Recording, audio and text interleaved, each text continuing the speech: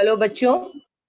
मेरा नाम संगीता यादव है और मैं अंधेरी म्युनिसिपल सेकेंडरी स्कूल की टीचर हूँ। मैं साइंस 1 पढ़ाती हूँ और आज मैं आपको साइंस का 14वां पार्ट, हमारे उपयोगी पदार्थ, उसका बहुत ही महत्वपूर्ण और इंटरेस्टिंग पार्ट आपको बताने वाली हूँ। ठीक है। तो जैसा कि आप स्क्रीन पे देख सकते हैं कि आपको बहुत सारी रंग बिरंगी खाने की चीजें दिखाई दे रही हैं। ठीक है। ये तो कुछ है, इसके अलावा आपने बहुत सारी देखी होंगी, जो आप सॉस खाते हो या फिर जो आप जैम खाते हो। कितना रंगीन होता है, देखो वो, है ना।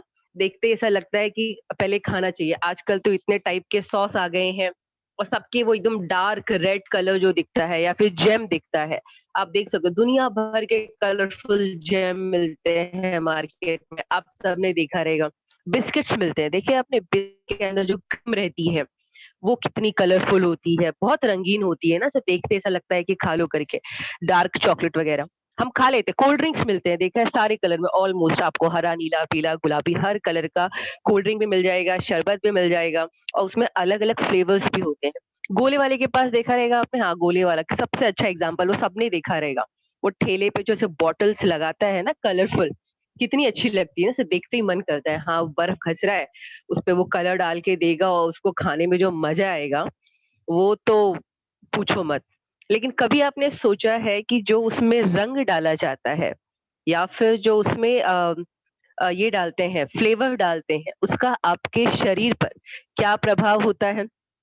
बच्चों कैसा है ना कि हम जो भी अन्न खाते हैं, ठीक है, उसका हमारे शरीर पर प्रत्यक्ष या अप्रत्यक्ष प्रभाव पड़ता ही पड़ता है। ठीक है। तो अगली बार अगर आप ऐसा कुछ खाएं तो एक बार सोचो कि इतना कलर जा रहा है मेरे पेट में, प्राकृतिक तो नहीं है। ठीक है ना, गोला जो चूसते हैं वो भी कितना कलर होता है, देखो हरा लाल पीला नीला काला खट्टा, दुनिया भर का कलर होता है। ठीक है। तो उसका आपके स्वास्थ्य पर क्या प्रभाव होता है? ठीक है। ऐसे बहुत सारी चीजें हैं। केक मिलता है, देखा है, केक तो आजकल हर कलर में मिल जाएगा आपको।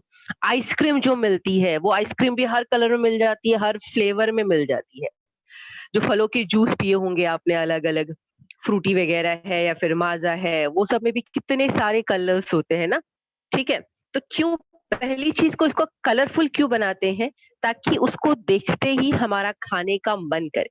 ठीक है ना। खाने का मन करे इसके लिए उसको इतना कलरफुल बनाया जाता है। लेकिन उसका हमारे स्वास्थ्य पर बहुत ही बुरा प्रभाव पड़ता है। क्या बुरा प्रभाव पड़ता रहेगा बच्चों, पता है? जो भी हम ये खाते हैं ना कलरफुल चीजें, तो उनमें जो कलर होता है ना, उस रंग में सीसा होता है, पारा होता है, कैडमियम होता है। ठीक है, बहुत ही कम मात्रा में, उसको बोलते हैं ना पीपीएम लेवल पर। इतना कम होता है ना कि उसको हम क्या बोलते हैं, उसको नापना भी बहुत मुश्किल है। लेकिन उसका हमारे स्वास्थ्य पर बहुत ही बुरा प्रभाव होता है। इतना ही नहीं, जो छोटे बच्चे होते हैं ना, उन पे, उनके दिमाग पर इसका बुरा प्रभाव पड़ता है। क्या बुरा दिमाग पर प्रभाव पड़ेगा बच्चों? तो उनको ना एडीएचडी जैसी बीमारी हो सकती है। अभी एडीएचडी क्या होता है? उसको बोलते हैं attention deficit hyper activity disorder. ठीक है ना, देखा है आजकल बच्चे खाना नहीं खाते, लेकिन जैसे ही उठेंगे उनको चाय चाहिए, बिस्किट चाहिए या फिर खारी टोस्ट वगैरह चाहिए होता है। तो इसका उनके दिमाग पर और उनके स्वास्थ्य पर बहुत ही बुरा प्रभाव पड़ता है। तो अभी एडीएचडी क्या है, अगर आपको सिंपल भाषा में बताऊं, तो देखा बहुत जल्दी गुस्सा आ जाता है या फिर बच्चे बहुत जिद करते हैं कि हमको चाहिए ही चाहिए। नॉर्मल भी आपने देखा होगा, स्कूल में भी जो बच्चे आते हैं, वो इतना गुस्सा आता है ना उनको कि जब तक सामने वाले का हाथ पैर ना तोड़ देना, उनका गुस्सा शांत नहीं होता है। तो ये किस वजह से होता है, बेसिकली हमको नहीं पता है कि जो हम खा रहे हैं उसका हमारे मस्तिष्क पर बुरा प्रभाव पड़ रहा है। लेकिन जो छोटे बच्चे हैं, उनको भी अगर तकलीफ हो रही है, बहुत गुस्सैल है, तो कहीं न कहीं ऐसी रंगीन, इवन जेम्स देखा है आपने, बच्चों को बहुत अच्छा लगता है, सब कलर्स में आता है ना, चॉकलेट भी उसका बहुत अच्छा लगता है। लेकिन जो उसके ऊपर कलर लगाया जाता है ना, कलर जो रंगीन कलर लगाया जाता है, वो बहुत ही हानिकारक होता है। ठीक है। तो हमको ऐसी चीजें नहीं खानी चाहिए, मतलब कम खानी चाहिए जिन पर ऐसे कृत्रिम रंग, आर्टिफिशियल कलर्स लगाए जाते हैं। ठीक है। तो इसके साथ ही और क्या है कि ऐसे भी खाद्य रंग हैं जो प्राकृतिक होते हैं। ठीक है? जैसे देखा है बहुत सारे बीज होते हैं जिनको पीस करके रंग बनाए जाते हैं। शलजम देखा है आपने? बीटरूट वगैरह देखा होगा, उसका लाल कलर कितना बढ़िया होता है, वो इस्तेमाल किया जा सकता है। फूलों और फलों के अर्क का इस्तेमाल किया जा सकता है। या फिर देखा है पहले भारत में ऐसी परंपरा है कि सब चीज़ में केसर डालते थे। तो केसर का अपना एक प्राकृतिक रंग होता है पीला वाला, लेकिन बहुत महँगा होने की वजह से आजकल उसका उपयोग नहीं किया जाता है। ठीक है, लेकिन वो सारी चीज़ों से हमारे स्वास्थ्य को नुकसान नहीं पहुँचता है। तो कृत्रिम रंग कौन-कौन से बच्चों कृत्रिम रंग समझते हो कि जो मानव ने बनाए हैं? देखो, यहाँ पे टेट्राज़ीन टेट्राज़ीन है, सनसेट येलो है, हेक्सेन है, एमीटोन है, ये कलर्स के नाम हैं जिनको उन सब चीज़ों में डाला जाता है जो आपके स्वास्थ्य के लिए हानिकारक होते हैं। क्या नाम है उन रंगों के? टेट्राज़ीन, सनसेट येलो, हेक्सेन, एमीटोन। ये कृत्रिम रंग हैं जो खाद्य पदार्थों में डाले जाते हैं और हमारे स्वास्थ्य के लिए बहुत ही हानिकारक होते हैं, इनका उपयोग नहीं करना चाहिए। ठीक है? उसके बाद आप सबने डाई देखी है क्या डाई? सबसे अच्छा एग्ज़ाम्पल है देखा है आजकल हेयर डाई लगाते हैं। सबके काले घने बालों का राज है डाई आजकल। बहुत सारा मार्केट में मिलता है, पानी में घोलो उसको और हाथ में लगाओ और बालों में लगा दो। आप 60 साल के हो या फिर आप 20 साल के हो पता ही नहीं चलेगा आपके बालों से, है ना? तो जो डाई है वो आप सबने भी देखी रहेगी, कहीं न कहीं लोग बहुत ज़्यादा इस्तेमाल करते हैं आजकल, तो डाई का एक वो जो हेयर डाई है, वो भी एक तरह की डाई है। इसके अलावा जो आपके अ, बूट पॉलिश जो लगाते हो आप, देखा है? बूट को पॉलिश करने पे हम लगाते हैं, वो चमकने लग जाता है। लगभग हर कलर के जूते मिलते हैं और उस जूतों को चमकाने के लिए हर कलर की बूट पॉलिश आजकल मार्केट में मिलती है। कपड़ों में लगाया जाता है डाई, कभी आप नए कपड़े लेकर आए होंगे और उसको पहली बार आपने धोने के लिए डाला रहेगा, तो देखो बाल्टी में पूरा जो कलर है पूरा कलर आ जाता है। तो वो जो कलर है ना, वो एक तरीके का डाई है, स्पेशली अगर कॉटन के कपड़े होते हैं, उनको आप लाओ और धोने के लिए पानी में डालो, तो पूरा पानी एकदम कलरफुल हो जाता है ना, तो वो डाई है। आपने कहीं न कहीं देखा होगा आपकी नॉर्मल लाइफ में भी बहुत इस्तेमाल होता है आजकल ये, ठीक है? तो डाई क्या है बच्चों बेसिकली? तो डाई वह रंगीन पदार्थ है, जिसे किसी वस्तु पर लगाने पर वह उसको रंग दे देता है, ठीक है? रंग दे देता है ना, जैसे अगर आपने बालों पे लगाया आजकल हाथ में काला रंग पोता और बाल में लगा लिया तो बाल का 5 मिनट में धो दो पूरे बाल काले काले, डाई है आपके बालों को उसने कलर कर दिया। ठीक है? कुछ डाई ऐसे होते हैं जो पानी में घुलते हैं और कुछ डाई ऐसे हैं जो तेल में घुलते हैं। ठीक है? और फिर कई बार ऐसा होता है कि कपड़ों को रंगा जाता है और उसके बाद वो ना निकले, इसके लिए उस पर रंग बंधक डालते हैं, रंग बंधक डाला जाता है ताकि वो जल्दी से ना निकले। पहले प्राकृतिक डाई का बहुत उपयोग किया जाता था। तो प्राकृतिक डाई क्या होती थी? जड़ों से, पत्तों से, फूल से, छाल से, बीजों से, फफूंद से, केसर से प्राकृतिक डाई बनाई जाती थी, ठीक है? और कश्मीर में ना केसर फेमस था। किसके लिए पता है? केसर का उपयोग करके ना साड़ियों को और शॉल को रंगा जाता था।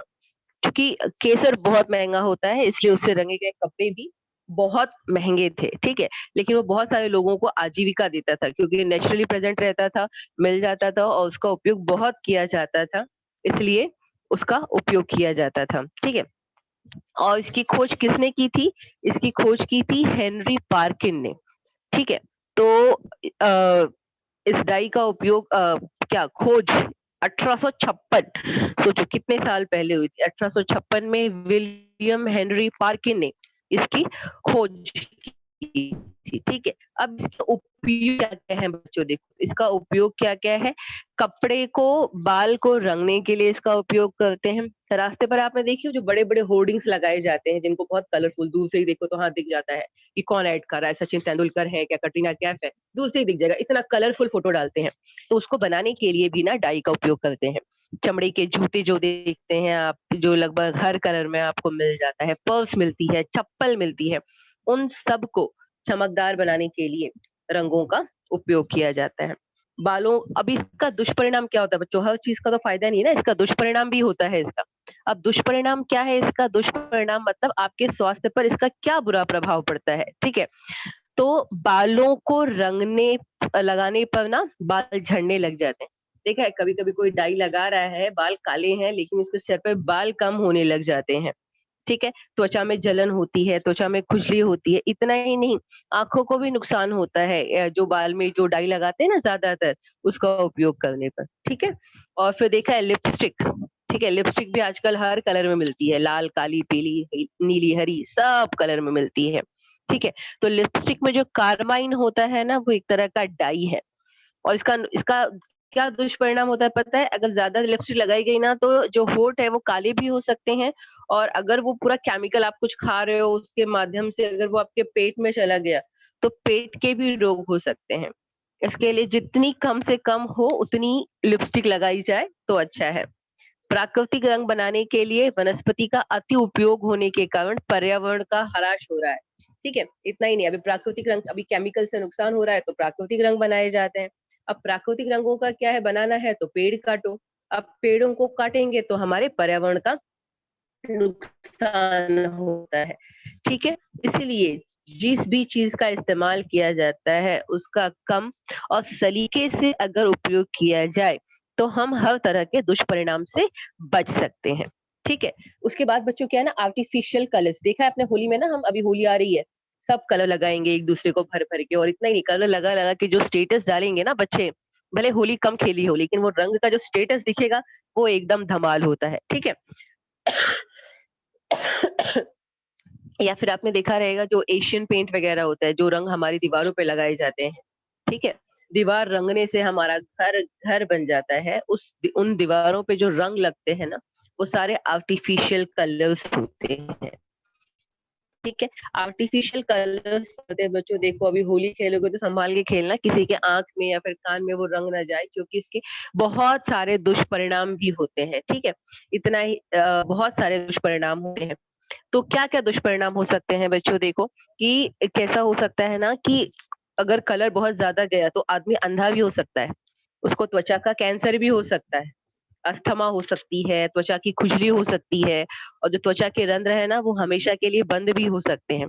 तो ये बहुत सारे दुष्परिणाम है। अगर किसी ने लास्ट ईयर का 9th का पेपर देखा रहेगा तो जो 9th स्टैंडर्ड का पेपर आया था, उसमें ये दोनों डायग्राम दिया हुआ था और ये क्वेश्चन पूछा था कि रंगों के नुकसान पर टिप्पणी लिखो। ठीक है?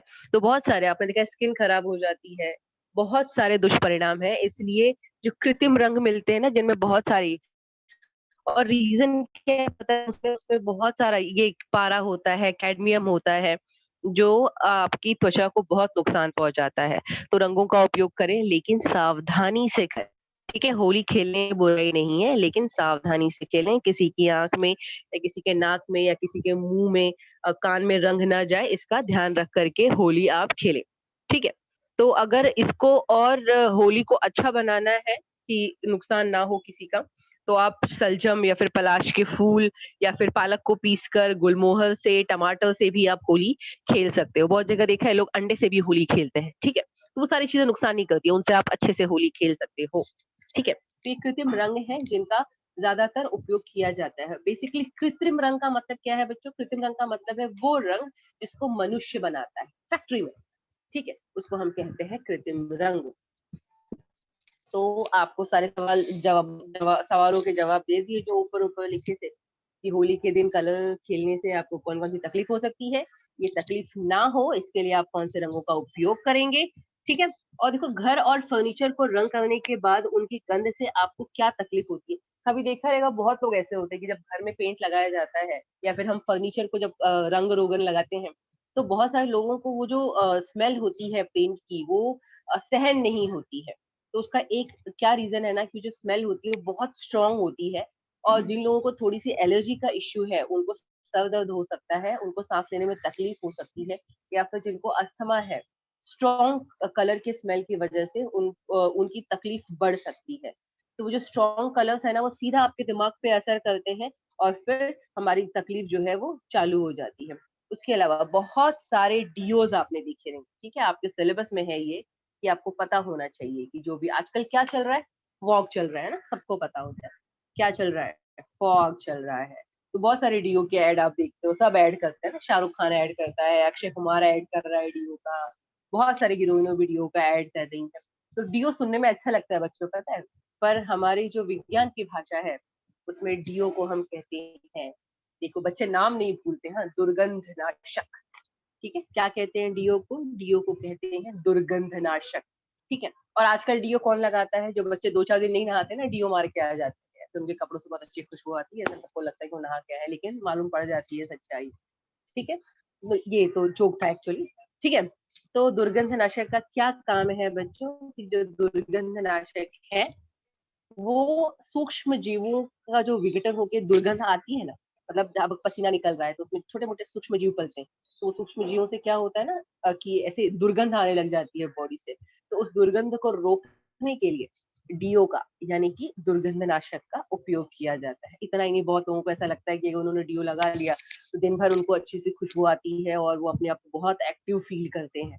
और आजकल की जो बच्चे हैं, कॉलेज वाले बच्चे हैं, उनको बहुत पसंद होता है डीओ। ठीक है, तो एक तो रीजन है कि उसका एक सबसे बड़ा कारण है कि टीवी पर देख देख करके, है ना, टीवी पर देख देख करके, जैसे अभी शाहरुख खान ऐड करता है तो कितना अट्रैक्टिव लगता है वो ऐड, तो वो एक प्रचार देख करके बच्चों के अंदर बहुत लगता है कि हमको डीओ का उपयोग करना चाहिए। ठीक है, लेकिन इसके नुकसान भी बहुत हैं बच्चों। ठीक है, तो मैं अभी आपको बताने वाली हूँ कि डीओ के प्रकार कितने कितने टाइप के डीओ मिलते हैं। तो पहला जो है वो है सामान्य डीओ। ठीक है, सामान्य मतलब नॉर्मल, कोई भी यूज कर सकता है उसको। तो उसमें जो होता है ना, एल्यूमिनियम के यौगिक का अनुपात मिलता है, यानी कि उसमें एल्यूमिनियम का यौगिक पाया जाता है। ठीक है, जिससे पसीना कम होता है और पसीने की जो दुर्गंध है वो कम होती है। कुछ ऐसे डीओ आते हैं जो पसीने को ही रोकते हैं। ठीक है, अगर आपको बहुत पसीना आ रहा है तो फिर से डीओ लगा लीजिए, जो रोल वगैरह लगाते हैं ना, उसका उपयोग करते हैं और फिर अ, पसीना आना थोड़ा कम हो जाता है। क्या होता है कि उस डीओ को लगाने से जिन ग्रंथियों से पसीना आता है वो ग्रंथियां ही बंद हो जाती हैं।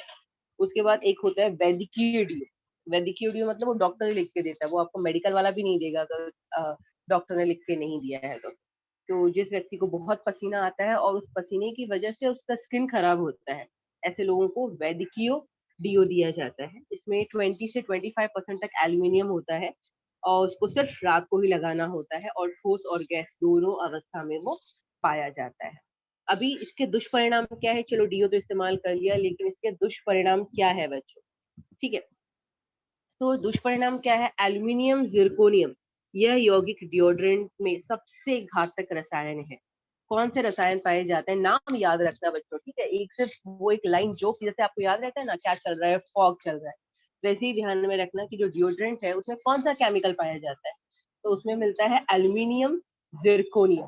ठीक है, और उससे क्या हो सकता है? उससे आपको सर दर्द हो सकता है, अस्थमा हो सकता है, सांस लेने में तकलीफ हो सकती है, या फिर जो लोग जिन लोगों को सहन नहीं होता है उनके दिल पर भी इसका बुरा प्रभाव पड़ सकता है। ठीक है, और एल्यूमिनियम क्लोरोहाइड्रेट, ये यूज करने की वजह से त्वचा के विकार हो सकते हैं या फिर त्वचा का कर्क रोग यानी कि स्किन का कैंसर भी हो सकता है। तो अगर आप डीओ का उपयोग कर रहे हैं तो कृपया सावधानी से करें। उसके बाद बच्चों, आपने ऐसे पैन देखे होंगे, पैन जिनमें वो पूरा ब्लैक ब्लैक लगाया होता है ना। आजकल तो लोगों को शौक है खाना पकाना है पर तेल नहीं डालना, बिना तेल का खाना खाना, तो लोग सॉरी ऐसे बर्तनों का इस्तेमाल करते हैं। और ऐसे बर्तनों पर क्या होता है, ऐसे बर्तनों पर ना जो कोटिंग होती है, जो आप ब्लैक ब्लैक लेयर देखते हो, उसको बोलते हैं टेफ्लॉन की कोटिंग बोलते हैं। बर्तन में नहीं लगाया जाता, इवन देखोगे कि जो छोटी छोटी प्लास्टिक पाइप्स आती है ना, जो आप अपने सिंक में लगाते हो या फिर बाहर से पानी आने के लिए जो पाइप प्लम्बर आकर के जोड़ के जाता है, ऐसी बहुत सारी चीजें हैं। इवन गाड़ियों की सतह पे जो एक तरह की कोटिंग लगाई जाती है वो सब टेफ्लॉन है। बहुत, ये एक ना टेट्राफ्लोरोइथिलीन एक तरह का केमिकल है, ये कार्बनिक पदार्थ है टेट्राफ्लोरोइथिलीन, और जिसको हम लोग शॉर्टकट में बोलते हैं टेफ्लॉन। ठीक है, और इसका पूरा रासायनिक जो नाम है वो है पॉली टेट्राफ्लोरोइथिलीन। क्या बोलते हैं इसको? इसको बोलते हैं पॉली टेट्राफ्लोरोइथिलीन। ठीक है, और सबसे बड़ा काम क्या है कि इसके ऊपर ना चिपकता नहीं है खाना, हीट जाएगी लेकिन वो चिपकेगा नहीं। ठीक है, तो टेफ्लॉन के गुणधर्म क्या है कि वातावरण और रसायन का प्रभाव नहीं होता है, मतलब अगर गर्मी बढ़ गई या फिर ठंडी बढ़ गई तो उसका उस पर कोई प्रभाव नहीं होगा। तेल और पानी दोनों भी नहीं चिपकते हैं उसके ऊपर। ठीक है, और इसका जो द्रवणांक है वो 327 डिग्री सेंटीग्रेड होता है, यानी कि बहुत ज्यादा तापमान भी ये सह सकता है। और जिस भी चीज पर टेफ्लॉन की कोटिंग लगी हुई है उसको आसानी से साफ किया जा सकता है। हाँ, आसानी से क्लीन हो जाता है। देखा रहेगा अपनी जो कढ़ाई होती है या फिर टोप होता है, उसको बहुत घसना पड़ता है साफ करने के लिए। लेकिन जो टेफ्लॉन के बर्तन है, अगर आपने हाथ पे भी साबुन लगा के हाथ से एक बार रगड़ दिया तो वो आसानी से साफ हो जाता है। तो ये बर्तन साफ करने में भी काफी आसान होते हैं। क्या उपयोग है बच्चों, इनके उपयोग क्या क्या है? तो सुचालकता के गुणधर्म के कारण, ठीक है, उच्च तकनीक के इलेक्ट्रॉनिक उपकरणों में टेफ्लॉन के आवरण वाले विद्युत तार और वस्तु बनाने के लिए टेफ्लॉन का उपयोग किया जाता है। ठीक है, तो बहुत सारी ऐसी चीजें हैं जहां पर इसका उपयोग किया जाता है, जैसे विद्युत तार हो गए बनाने के लिए, या फिर टेफ्लॉन बनाने के लिए, इलेक्ट्रॉनिक उपकरण बनाने के लिए भी टेफ्लॉन का उपयोग किया जाता है। रसोई के नॉन स्टिक वेयर तैयार करने के लिए इसका उपयोग किया। नॉन स्टिक वेयर आपने देखे रहेंगे, पहले सिर्फ पैन मिलता था, आजकल कुकर मिलता है, कढ़ाई मिलती है, सब कुछ मिलता है नॉन स्टिक वेयर, ये नॉन स्टिक वेयर के। ठीक है, ये काफी महंगे होते हैं, लेकिन इनका जो प्रचलन है वो बहुत बढ़ रहा है लोगों के बीच में, क्योंकि आज कल सबको डाइटिंग करनी है, सबको बिना तेल का खाना खाना है, और इसको बिना तेल का खाना भी आसानी से बनाया जा सकता है। दुपहिया और चार पहिया वाहनों के रंगीन पतरे पर तापमान बरसात का परिणाम ना हो और वे खराब ना हो, इसके लिए भी इस पर टेफ्लॉन की कोटिंग की जाती है। तो जो टू व्हीलर और फोर व्हीलर होते हैं ना, उसके ऊपर भी टेफ्लॉन की कोटिंग कर देते हैं। उसकी वजह से क्या होता है कि उसकी वजह से वो खराब नहीं होता है, बारिश हो या फिर हीट लगे, वो जो कोटिंग है उसके ऊपर की खराब नहीं होती है अगर टेफ्लॉन की कोटिंग हो गई तो ये जो टेफ्लॉन की कोटिंग है वो टू व्हीलर और फोर व्हीलर को भी सेफ रख देती है। ठीक है, उसके बाद हम क्या पढ़ रहे हैं, उसके बाद हम पढ़ रहे हैं पाउडर कोटिंग के बारे में। बच्चों, आजकल एक ऐड आता है, देखा अगर आपने देखा रहेगा तो एशियन पेंट्स का है या फिर एशियन इमल्शन पेंट का है, जिसमें आपने देखा रहेगा कि बड़ा सा लेकर के आते हैं, पूरा ऐसा किट पहने रहते हैं और दीवार पर स्प्रे मारते हैं, देखा रहेगा आपने। तो वो एक तरह की कोटिंग का तरीका है। तो ये पाउडर कोटिंग है ना, वो भी कुछ ऐसे ही की जाती है। और क्यों करते हैं पाउडर कोटिंग? तो जो लोहे की वस्तु है उस पर जंग ना लगे और एक बहुत मोटी परत चढ़ जाए उस पाउडर की, ताकि हवा उसके ऊपर बहुत ज्यादा प्रभाव ना डाल सके, इसके लिए पाउडर की कोटिंग की जाती है। ठीक है, तो पाउडर की कोटिंग में क्या होता है, पॉलीमर रेजिन रंग होता है, और पॉलीमर होता है, रेजिन रंग होता है, उनको एक साथ लेकर के पिघलाते हैं, और पिघलाने के बाद क्या करते हैं, उसको ठंडा करते हैं। जब वो ठंडा होकर के जो पदार्थ मिलता है ना, उसका बारीक चूरा बनाते हैं। ठीक है, और चूरा बनाने के बाद उसकी पाउडर कोटिंग करते हैं। ठीक है, पाउडर कोटिंग टेक्निक को क्या बोलते हैं, उसको बोलते हैं ईएसडी। ईएसडी क्या होता है? ईएसडी होता है इलेक्ट्रोस्टैटिक स्प्रे डेपोजिशन। तो जैसे स्प्रे मार के कोई चीज लगाई जाती है ना, अगर आपने देखा रहेगा पानी वगैरह डालने के लिए छोटा स्प्रे घर में यूज करते हो, या फिर हिट वगैरह होता है जो आप स्प्रे करते हो, तो उस तरह की तकनीक होती है कि अगर उसको प्रेस किया तो वो पाउडर जाके उसकी सतह पर चिपक जाता है। ठीक है, और वो स्प्रे कोटिंग करने के बाद उस वस्तु को जो ना भट्टी में गर्म कर, और जब भट्टी में गर्म करते हैं तो उस पाउडर की एक बहुत पतली सी परत उस वस्तु के ऊपर जम जाती है, और वो चीज जो होती है ना, टिकाऊ हो जाती है, मजबूत हो जाती है, और बहुत आकर्षक दिख जाती है। तो दैनिक उपयोग में plastic medium density fibre board पर पाउडर कोटिंग की जाती है। ठीक है, ये आपके पार्ट में है पाउडर कोटिंग वाला। उसके बाद क्या है कि एनोडीकरण क्या होता है। ठीक है बच्चों, तो एनोड का मतलब ही होता है धनात्मक। ठीक है, अगर मैं आपको हमेशा ध्यान रखना है तो एकदम शॉर्टकट बदल बताती हूँ आपको कि एनोडीकरण का मतलब क्या होता है। तो एनोडीकरण में क्या होता है ना, कि जो एल्यूमिनियम धातु होती है उसको धनाग्र पे रख दिया जाता है। उसके बाद जिस चीज की भी परत चढ़ानी है उसको ऋणाग्र पे रख देते हैं। जब विद्युत धारा प्रवाहित की जाती है ना, तो ऋणाग्र पर से वो धातु आकर के एल्यूमिनियम के ऊपर लग जाती है, चिपक जाती है, और उसकी एक परत बन जाती है। आपने बर्तन देखे रहेंगे, स्टील के बर्तन ऊपर से स्टील का दिखता है, लेकिन उसका जो बेस होता है उसमें तांबे का कलर होता है। तो ऐसा लगता है कि जो नीचे का बेस है वो तांबे से बनाया है, और ऊपर का जो बर्तन है वो स्टील का है, जबकि सिर्फ जो नीचे की सतह होती है उस पर तांबे की कोटिंग की जाती है। तो वो भी एक तरह का एनोडीकरण ही है, जो आप सबने देखा रहेगा। ठीक है, तो एल्यूमिनियम क्या करते हैं, देखो नॉर्मली एल्यूमिनियम रहेगी ना, तो भी अगर उसके ऊपर दूसरी कोटिंग नहीं की गई है ना, तो वो हवा से क्रिया करेगी और जो एल्यूमिनियम की सतह है वो थोड़ी थोड़ी काली हो जाती है। ठीक है, तो अगर एल्यूमिनियम ऑक्सीजन से क्रिया करके एल्यूमिनियम ऑक्साइड बना रही है, तो हम आर्टिफिशियली क्या कर सकते हैं कि एल्यूमिनियम ऑक्साइड की परत ही चढ़ा देते हैं एल्यूमिनियम के ऊपर, जिससे उसका क्षरण नहीं होगा और उसका अच्छे से इस्तेमाल किया जाएगा। ठीक है, तो क्या करते हैं कि एल्यूमिनियम ऑक्साइड की जो एक परत है वो उसके बाहर तैयार कर दी जाती है एल्यूमिनियम को एनोड पे रख करके और दूसरी धातु को यहाँ पर ऋणाग्र पर रख करके, जिसकी वजह से एक aluminium oxide, hydrated aluminium oxide की एक परत बन जाती है और वो जो एल्यूमिनियम का बर्तन है या जो भी है वो अच्छा दिखाई देने लग जाता है। ऐसा तवा भी मिलता है, ऐसा कुकर भी मिलता है, क्योंकि ऐसा करने की वजह से जो दूसरी धातु है, ठीक है, वो मजबूती भी देती है उसको और जो मेन धातु है उसका क्षरण भी नहीं होता है। आज अगर आप टीवी देखते हो तो आजकल एक नई तरह की कढ़ाई का ऐड आ रहा है जिसमें उन्होंने क्या किया है, 3 धातुओं का लेयर लेकर के कढ़ाई बनाई हुई है। नीचे स्टील है, फिर बीच में एल्यूमीनियम है, फिर स्टील है, फिर एल्यूमीनियम है और फिर स्टील है। तो क्या हो जाएगा, इससे जो धातु की मजबूती है वो बढ़ जाएगी, ठीक है? धातु की मजबूती भी बढ़ जाएगी और उसका क्षरण भी नहीं होगा।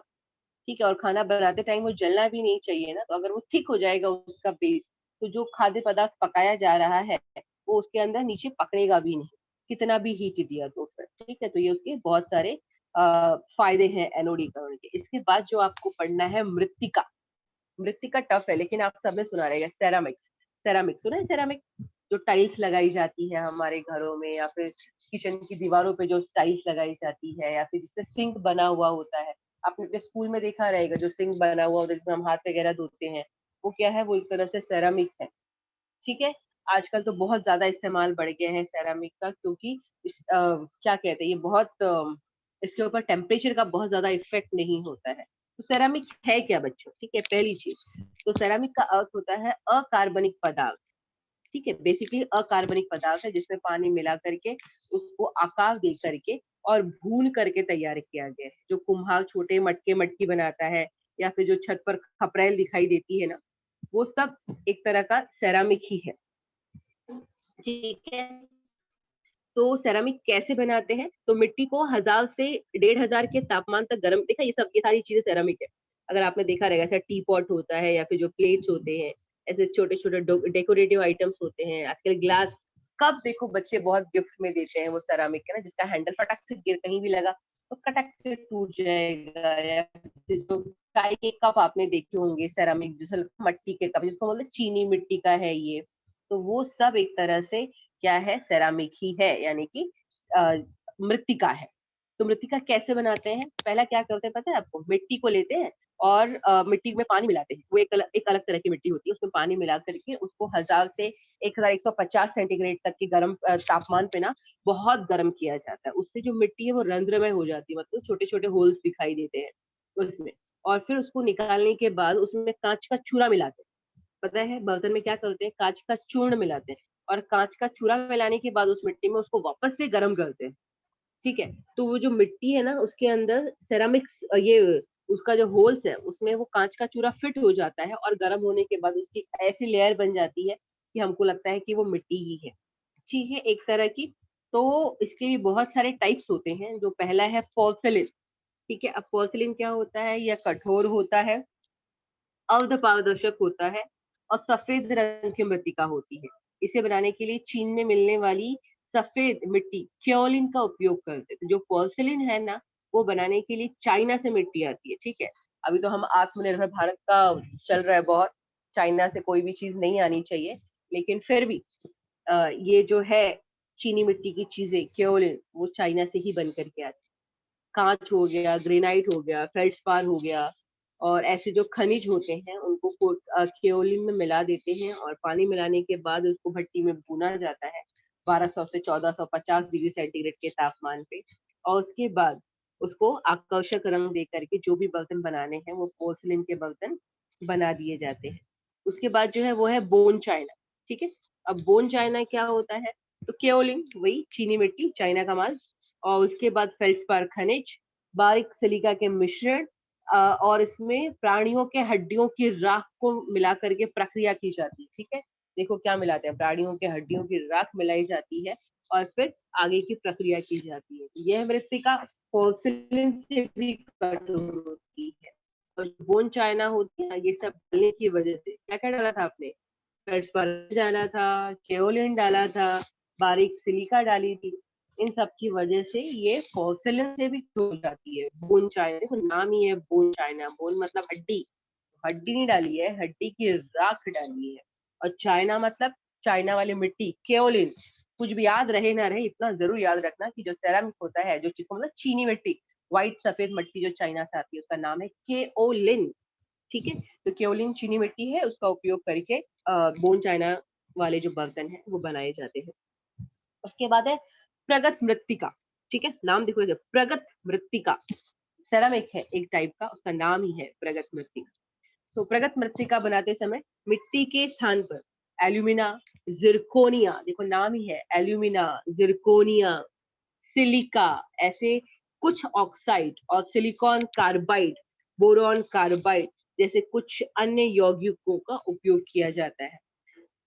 ठीक है, ये सारे केमिकल्स है ना, उनको आपस में मिला देते हैं, या फिर जो जैसा हमको गुणधर्म चाहिए उसके हिसाब से उनके अनुपात को हम कम या ज्यादा कर सकते हैं।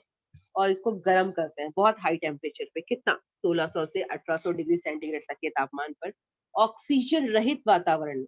समझते हो, ऑक्सीजन रहित मतलब जहाँ पर ये प्रक्रिया की जाएगी ना, वहां पे ऑक्सीजन नहीं रहेगा, तो ऑक्सीजन रहित वातावरण में इसको गर्म किया जाता है। और इसको हम कहते हैं सिंटरिंग। क्या कहते हैं? सिंटरिंग कहते हैं। और इस सिंटरिंग की वजह से हमको सेरामिक की चीजें मिलती हैं जो बहुत ज्यादा मजबूत नहीं होती हैं, लेकिन काफी आकर्षक होती हैं। ठीक है, अच्छा देखा रहेगा आपने, जो भी बिजली के जो खंभे होते हैं ना, उसमें से बहुत सारे ऐसे रेक्टेंगल शेप की चीजें लगाई जाती हैं, तो वो भी सेरामिक की बनी होती है, गिरती है तो टूट जाती है। लेकिन उनका इस्तेमाल क्यों किया जाता है बच्चों? उनका इस्तेमाल इसलिए किया जाता है क्योंकि जब बहुत ज्यादा इलेक्ट्रिसिटी जाती है, वायर से पास होती है, तो बहुत ज्यादा हीट पैदा होती है। तो जो सेरामिक है ना, वो बहुत ज्यादा हीट को झेल सकता है, जल्दी मेल्ट नहीं होता है। इसके लिए सेरामिक की चीजों का उपयोग किया जाता है। ठीक है, तो अभी क्या है, सेरामिक पदार्थ का जो है उच्च तापमान पर भी विघटन नहीं होता है, लेकिन ये जो चीजें हैं वो भंगुर होती हैं, विद्युत रोधी होती हैं, पानी का इससे बहुत ज्यादा प्रभाव नहीं होता है। इसीलिए विद्युत उपकरणों में और भट्टी के अंदर भी इसको लगाते हैं। आजकल तो जो जहाज का ऊपर का लेयर होता है ना, उसमें भी लगा देते हैं ताकि उसका जल्दी से क्षरण ना हो, वहां भी लगा दिया जाता है। तो स्पेस शटल की जो बाहरी चीजें ना, वहां भी सेरामिक्स के टाइल लगाए जाते हैं। ठीक है, वहां भी इसका उपयोग किया जाता है। और कुछ सेरामिक्स ऐसे भी हैं जिनका इस्तेमाल जो है वो सुपर कंडक्टर के रूप में किया जाता है। सिंपल लैंग्वेज में अगर आपने कुछ नहीं देखा है तो आपने सेरामिक की ये चीजें जरूर देखी होंगी। ठीक है, किससे बनती हैं? केओलिन से। वो नाम ध्यान में रखना, कुछ रह ना रहे। जो चीनी मिट्टी होती है उसको हम कहते हैं केओलिन। और इनको बहुत ज्यादा तापमान पे गर्म करने के बाद वो जो चिकनापन है और जो चमक है वो हाई टेम्परेचर की वजह से आती है। और इसके अलावा इनमें जो चीजें मिलाई जाती हैं, जैसे कांच का चूर्ण हो गया या फिर प्राणियों की हड्डियों की राख हो गई, इन सब की वजह से इनकी मजबूती आती है। तो इसी के साथ आज का जो टॉपिक है वो समाप्त होता है। और अगर किसी को कोई डाउट हो तो आप पूछ सकते हो बच्चों।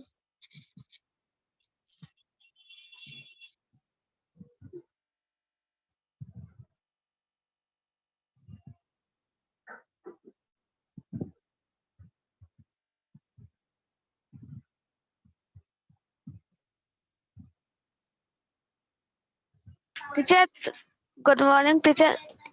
Good morning. टेफ्लॉन का रासायनिक नाम क्या है? टेफ्लॉन का रासायनिक नाम है बच्चों पॉलीटेट्राफ्लोरोइथिलीन। ठीक है, पॉली देखो नाम ही है, पॉली मतलब होता है बहुत सारा। एक मिनट, अगर मैं आपको स्लाइड दिखाऊं वो वाली, तो उसमें लिखा हुआ है पॉलीटेट्राफ्लोरोइथिलीन, तो आपको समझ में भी आएगा। कहाँ गया वो? ये रहा, देखो यहाँ पर नीचे ये दिखाई दे रहा है आपको, ये है पॉलीटेट्राफ्लोरोइथिलीन। सूत्र देखो क्या होता है, C2F4N। ठीक है, टेट्राफ्लोरोइथिलीन, जिसमें चार फ्लोरीन, देखो ये C2F4, उसमें 4 फ्लोरीन होता है। और इथिलीन, ठीक है, ये इथिलीन का यौगिक है एक तरह का, इसके इसको बोलते हैं पॉलीटेट्राफ्लोरोइथिलीन। ठीक है, तो टेफ्लॉन इज पॉलीटेट्राफ्लोरोइथिलीन। और किसको क्या पूछना है?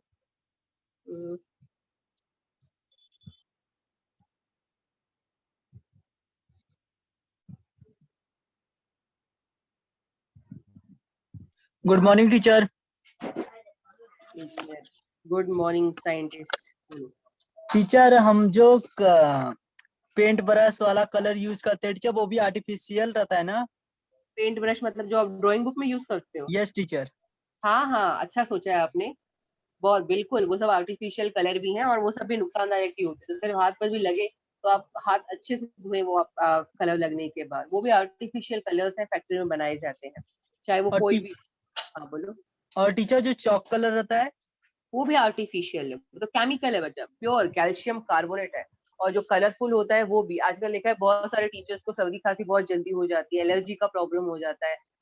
इसका एक रीजन है जो चॉक डस्ट जाती है। जब देखो अब डस्टर बोर्ड साफ करो तो कितनी चॉक डस्ट निकलती है ना, वो पूरा व्हाइट व्हाइट ऐसे आ जाएगा टीचर के मुंह पे, और सब जगह दिखाई देता है। तो चॉक डस्ट जो है वो प्योर केमिकल है, एक तरीके का कैल्शियम कार्बोनेट है जो उड़ के आता है। उसमें जो रंग डाला जाता है वो भी आर्टिफिशियल रंग है, जो सेहत के लिए बहुत हानिकारक होता है।